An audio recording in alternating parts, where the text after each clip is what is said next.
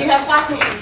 Thank you. It's an honour to be presenting my presentation. So the essence of my action research title is that Indonesian farmers are best supported to adopt and implement practices to counteract hazard consequence risks through village-based experiential learning processes.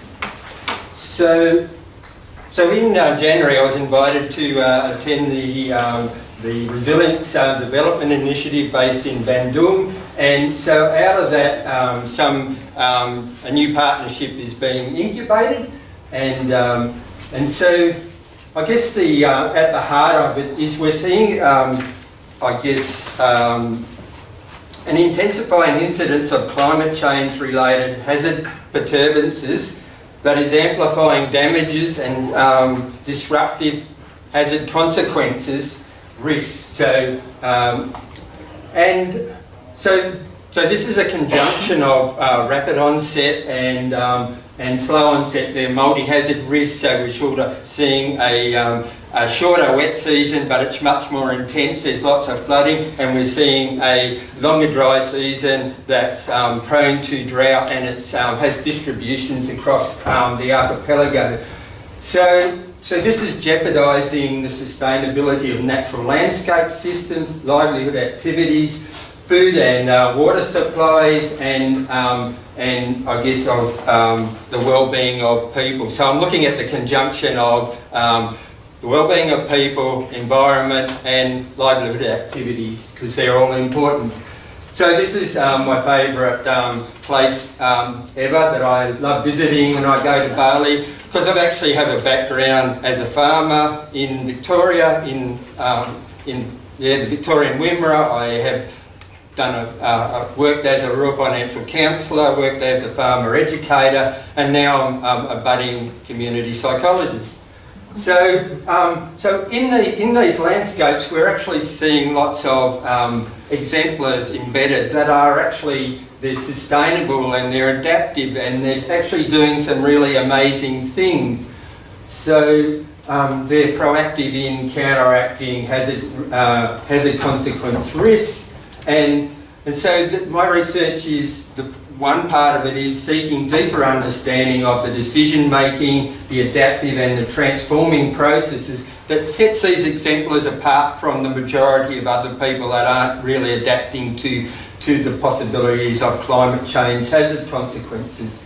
So when I visited my favourite village, I met up with the village head, and I learned about this. So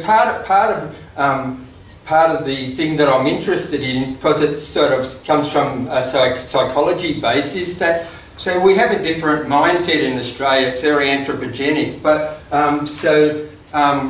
this person introduced me to the Balinese well-being philosophy of Tri Hitakarana, which sort of means keeping harmony and balance with humans and humans. So even though Bali is really chaotic, people are really peaceful. And they have an amazing relationship with the environment, and they have this respect for their God. And if you notice back on the previous slide here, the village head said, well, my father was the previous village head, and he refused to let the loggers come in and log, and he protected our water catchment, and I said, good on you for being championing the environment. So that was just that environmental protective factor played out. So here's a typical scene somewhere in Indonesia, and so what we're seeing is, so the crisis of hazard consequences, they're actually a catalyst for generating adaptive and transformative behavioural transitions. So people actually change their mindsets and they change their behaviours in a crisis. They even change their values, would you believe it? And so however, acting proactively on knowledge and intentions in adopting and implementing hazard consequence risk reducing strategies is stymied because of behavioural change inertia. And so this happens at all levels of society and all levels of livelihood, activity, domain. So when I was at the Disaster Resilience Conference in Melbourne, the Red Cross people said, yeah, we had a target to get people to actually be proactive in terms of implementation strategies to be, so instead of getting our 5 million people, we've only got 500,000, and that's because of this this gap between people's intentions to do stuff and people's actually doing stuff there's a big gap between intention and actually acting. So here we have